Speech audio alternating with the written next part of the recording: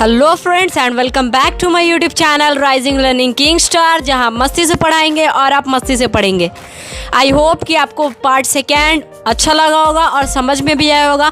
तो आज हम स्टार्ट करने वाले light reflection part third. Okay, let's get started.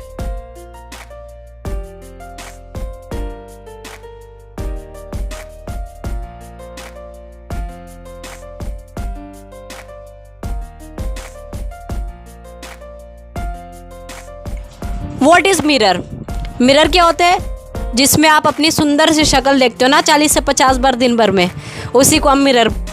सुबह उठने के बाद बिना ब्रश किए सबसे पहले आप मिरर का यूज़ करते हो अपना चेहरा देखने के लिए। अरे भाई थोड़े बाल वाल संवार लूँ अपने, कई बाल वाल तो ख़राब नहीं हो गए। रात में सोने से पहले भी आप मिरर का यूज़ करते हो। तो आप एक तरह से बोल देते हो वैसे मिरर बहुत ही ज़्यादा इंपॉर्टेंट है हमारे लिए।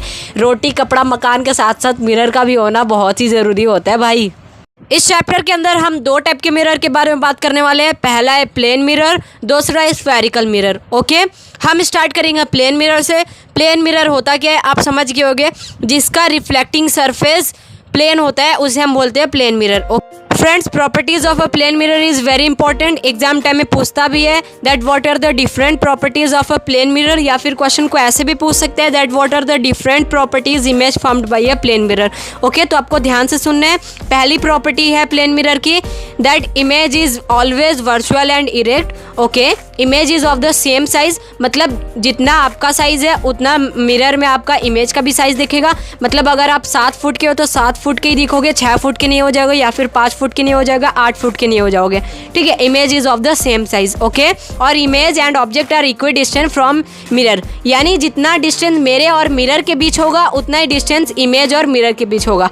ओके, और लास्ट प्रॉपर्टी है वो है लैटरल इन्वर्जन, मतलब लेफ्ट का राइट दिखेगा और राइट का लेफ्ट दिखेगा। ओके, तो आप समझ गए होंगे कि जो हम डेली लाइफ में अपने मिरर यूज़ करते हैं वो होता है प्लेन मिरर, क्योंकि लैटरल इन्वर्जन की प्रॉपर्टी जो होती है, हम जब मिरर में देखते हैं तो हमारा लेफ्ट का राइट दिखता है, राइट का लेफ्ट दिखता है, और जो हम जितने हम साइज़ के होते हैं उतने साइज़ के दिखते हैं। मतलब आप जो मिरर यूज़ करते हो वो प्लेन मिरर होता है। ओके, प्रॉपर्टीज़ याद रखना। फ्रेंड्स, क्या हम प्लेन मिरर का यूज़ सिर्फ लुकिंग ग्लासेस के लिए करते हैं? नहीं, प्लेन मिरर का हम यूज़ पेरिस्कोप्स, कैलिडोस्कोप्स एक्सेट्रा के लिए भी करते हैं। हालांकि आपको ज़्यादा डिटेल में जाने की ज़रूरत नहीं है। Uses of plane mirror: plane mirrors are commonly used as looking glass in making kaleidoscope, periscope. Now we are going to talk about spherical mirror. Spherical mirror को हम कर्व्ड मिरर भी बोलते हैं। स्फेरिकल मिरर वर्ड से आप समझ गए होगे कि जिसका रिफ्लेक्टिंग सरफेस कर्व्ड हो, चाहे वो इनवर्ट की तरफ हो या फिर आउटवर्ड की तरफ, उस मिरर को हम बोलते हैं spherical mirror. If the reflecting surface of the mirror is curved either inwards or outwards then the mirror is called as spherical mirror, जिसे हम कर्व्ड मिरर भी बोलते हैं। फ्रेंड्स, स्फेरिकल मिरर्स भी दो टाइप्स के होते हैं, या फिर आप कह लो कि कर्व्ड मिरर्स भी दो टाइप्स के होते हैं। अब जो इनके दो टाइप्स हैं ना वो पूरे चैप्टर के अंदर घूमते रहेंगे, इसलिए गाइस इसको ध्यान से सुनिएगा। स्फेरिकल मिरर्स के वो दो टाइप्स है, कनकेव मिरर, कन्वेक्स मिरर। नाम तो सुना ही होगा कनकेव मिरर, कन्वेक्स मिरर का। कनकेव मिरर मतलब जिसका रिफ्लेक्टिंग सरफेस इनवर्ड, अंदर की ओर जो कर्व हो, उसे हम बोलते हैं कनकेव मिरर। ठीक है, केव से आप पता कर सकते हो कि केव जो वर्ड है वो ये बताते हैं कि मतलब गुफा के जैसे उसमें बना होता है, मतलब उसके अंदर आप जा सकते हो, मतलब इनवर्ड की ओर उसका रिफ्लेक्टिंग सरफेस होगा। वहीं दूसरी ओर कन्वेक्स मिरर का जो होगा वो रिफ्लेक्टिंग सरफेस आउटवर्ड की तरफ होगा। कन्वेक्स मिरर के कुछ एग्जांपल्स हैं, जैसे आपने मैग्नीफाइंग ग्लासेस देखे होंगे जो कंस्ट्रक्शन ज्योमेट्री बॉक्स में भी हमें मिलते हैं, टेलीस्कोप्स होते हैं। ये सारे एग्जांपल्स जो है वो कन्वेक्स मिरर के हैं। Torch lights, automobile headlights, example ये सब कनकेव मिरर के हैं। ठीक है, अगर एक सिंपल से एग्जाम्पल्स में आपको समझाना चाहूँ तो आप स्पून का एग्जाम्पल ले सकते हो। चम्मच जिसे हम बोलते हैं, चम्मच में दोनों होता है, कनकेव मिरर भी होता है, कन्वेक्स मिरर भी होता है। कनकेव मिरर क्योंकि अगर चम्मच को ऐसे देखोगे तो फिर वो अंदर की ओर केव की तरह बना होता है, मतलब इनवर्ड रिफ्लेक्टिंग सरफेस होता है, तो उसे हम कनकेव मिरर बोल देते हैं। और फिर जब चम्मच को दूसरे साइड से पलटोगे देखोगे तो फिर वो कन्वेक्स मिरर बन जाएगा, क्योंकि वो फिर उसका रिफ्लेक्टिंग सरफेस आउटवर्ड की तरफ हो जाएगा। ठीक है, कनकेव और कन्वेक्स को आपको सिंपली ऐसे याद रखना है कि जहाँ पे भी केव आएगा, जहाँ पे भी कनकेव मिरर आएगा, वहाँ पे हमें केव जैसा स्ट्रक्चर देखने को मिलेगा। ओके फ्रेंड्स, हम कनकेव मिरर और कन्वेक्स मिरर के एबिलिटी के बेसिस पे उन्हें और भी नाम देते हैं। जैसे हम कनकेव मिरर को कन्वर्जिंग मिरर या फिर कन्वर्जेंट मिरर भी बोलते हैं, और कन्वेक्स मिरर को हम डाइवर्जिंग मिरर या फिर डाइवर्जेंट मिरर भी बोलते हैं। अब हम कनकेव मिरर और कन्वेक्स मिरर को ये दो नाम दे रहे हैं, कन्वर्जिंग मिरर और डाइवर्जिंग मिरर, तो उनमें कुछ ना कुछ तो ऐसी एबिलिटी होगी। किस एबिलिटी के बेसिस पे हम उन्हें ये नाम दे रहे हैं? फ्रेंड्स, जो कनकेव मिरर होते हैं, जब उनसे लाइट पास होती है तो फिर वो लाइट को एक जगह कन्वर्ज कर लेते हैं, इकट्ठा कर लेते हैं, इसलिए हम कनकेव मिरर को कन्वर्जिंग मिरर बोलते हैं। ठीक है, कन्वर्ज से कनकेव, ठीक है, इसलिए हम इन्हें कन्वर्जिंग मिरर बोलते हैं। वही दूसरी ओर कन्वेक्स मिरर को हम डाइवर्जिंग मिरर इसलिए बोलते हैं क्योंकि जब रेज ऑफ लाइट इनसे पास होती है तो ये डाइवर्ज कर देते हैं, लाइट रेज को फैला देते हैं, इसलिए हम इन्हें डाइवर्जिंग मिरर बोलते हैं, कन्वेक्स मिरर को। ओके, तो आपको याद रखना है कन्वर्जिंग मिरर, कनकेव मिरर, वहीं दूसरी ओर convex mirror, diverging mirror. Okay friends, यहाँ पे स्फेरिकल मिरर से रिलेटेड कुछ इंपॉर्टेंट डेफिनेशंस हैं, तो चलिए आइए उन्हें कर लेते हैं। First one is pole. Pole से आप क्या समझते हो? खंबा वाला पोल नहीं भाई, इसमें पॉइंट वाला पोल होता है। Centre of the reflecting surface of a spherical mirror is called as pole. जो रिफ्लेक्टिंग सरफेस होता है स्फेरिकल मिरर का, और एक सेंटर होता है, उसे ही हम बोलते हैं पोल। ओके फ्रेंड्स, स्क्रीन पे जो आपके रे डायग्राम दिख रहा है, अगर उसको आप ध्यान से देखोगे तो जो रिफ्लेक्टिंग सरफेस है स्फेरिकल मिरर का, वो एक स्फेयर फॉर्म कर रहा है, मतलब स्फेयर का आकार ले रहा है, और जो स्फेयर है उसके पास एक सेंटर है, उसी पॉइंट को हम सेंटर ऑफ अ कर्वेचर बोलते हैं।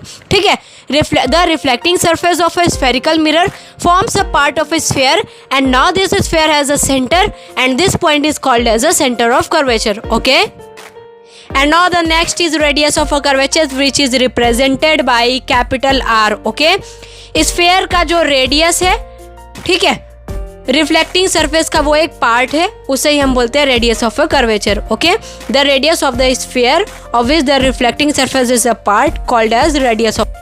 फ्रेंड्स, जब मैंने आपको पोल का रे डायग्राम दिखाया था तो फिर आपने केयर किया होगा कि उससे एक स्ट्रेट लाइन भी पास हो रही थी। ठीक है, और उस स्ट्रेट लाइन को जो कि पोल से पास हो रही है और सेंटर ऑफ कर्वेचर से पास हो रही है, उसे हम बोलते हैं प्रिंसिपल एक्सिस। ठीक है, straight line passing through pole and the centre of curvature called as principal axis, जिसे हम P A, capital P and capital A से रिप्रेजेंट करते हैं, principal axis. Friends, now the next is principal focus which is represented by capital F. Principal focus बिल्कुल आसान है। Number of rays parallel to principal axis after reflection meet at a point known as principal focus. Okay, इसका मतलब है कि principal axis के जो parallel raise होती हैं वो रिफ्लेक्शन के बाद एक पॉइंट पे मिलती है, उस पॉइंट को हम प्रिंसिपल फोकस बोलते हैं। ओके, अब आप बोलोगे कि कन्वेक्स मिरर में तो वो तो मिलेंगे ही नहीं कभी, ठीक है, लेकिन जब हम उसको पीछे मिलाएंगे तो वो भी एक पॉइंट पे मिलेंगे। ठीक है, ऐसा हम कन्वेक्स मिरर के केस में हम ऐसा मानते हैं कि वो मिलते हैं। ठीक है, एक छोटा सा टर्म है अपर्चर। ठीक है, तो diameter of a spherical mirror is called as aperture. ठीक है, आपको याद रखना है, जो स्फेरिकल मिरर का डायमीटर होता है उसे हम अपर्चर बोलते हैं। ठीक है, next one is very important, that is focal length.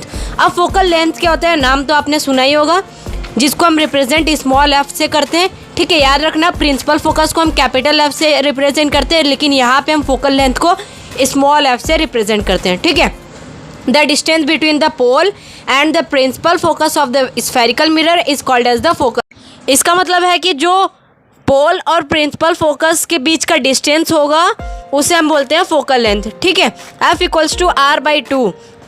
इस पे फॉर्मूला बेस्ड क्वेश्चंस भी आते हैं, इसलिए आपको याद रखना है F equals to R by 2, या फिर आप बोल सकते हो आर इक्वल्स टू 2f। यहाँ पे जो f है वो फोकल लेंथ को रिप्रेजेंट कर रहा है, और जो कैपिटल R है आपको पता ही होगा रेडियस ऑफ कर्वेचर को रिप्रेजेंट कर रहा है। ओके फ्रेंड्स, लेते हैं क्विक समरी। तो स्टार्ट करते हैं पोल से। पोल क्या होता है? Basically the centre of the reflecting surface of a spherical mirror is called as the pole. जो सेंटर होता है रिफ्लेक्टिंग सरफेस स्फेरिकल मिरर का, उसे हम पोल बोलते हैं, जिसे हम कैपिटल P से डिनोट करते हैं। Okay, second is centre of curvature which is represented by capital C। जो रिफ्लेक्टिंग सरफेस होता है स्फेरिकल मिरर का, वो एक स्फेयर फॉर्म कर लेता है, और फिर स्फेयर के पास एक सेंटर होता है, उसी पॉइंट को हम सेंटर ऑफ कर्वेचर बोलते हैं। Okay friends, radius of curvature क्या होता है? The radius of the sphere of which the reflecting surface is a part is called as the radius of curvature. Now the next is principal axis PA, which is represented by capital P and capital A. A straight line passing through pole and the center of curvature is called as the principal axis. जो straight line होती है जो कि पोल और centre of curvature से पास करती है उसे हम प्रिंसिपल एक्सिस बोलते हैं. Okay friends, the next is principal focus. Principal focus क्या होते हैं जो कि बहुत ही ज़्यादा इंपॉर्टेंट है प्रिंसिपल फोकस को जानना. Number of rays parallel to principal axis after reflection meet at a point known as principal focus. जो नंबर ऑफ रेज होती हैं पैरेलल होती हैं वो प्रिंसिपल एक्सिस की रिफ्लेक्शन के बाद वो एक पॉइंट पे मिलती हैं, उस पॉइंट को हम प्रिंसिपल फोकस बोलते हैं. In case of convex mirror they appear to meet. Now the next is very very important, that is focal length, जिसे हम स्मॉल एफ से डिनोट करते हैं. फोकल लेंथ होता क्या है? The distance between the pole and the principal focus of the spherical mirror is called as the focal length. जो pole और प्रिंसिपल फोकस के बीच का डिस्टेंस होता है उसे हम फोकल लेंथ बोलते हैं. ठीक है, इस पे फॉर्मूला बेस्ड क्वेश्चन आते हैं जिसका फॉर्मूला है F equals to R/2 where F equals to focal length and R equals to radius of curvature, या फिर आप बोल सकते हो R equals to 2F. Okay friends, आज के वीडियो में बस इतना ही. मिलते हैं नेक्स्ट एपिसोड में. Thanks for watching my video. Have a great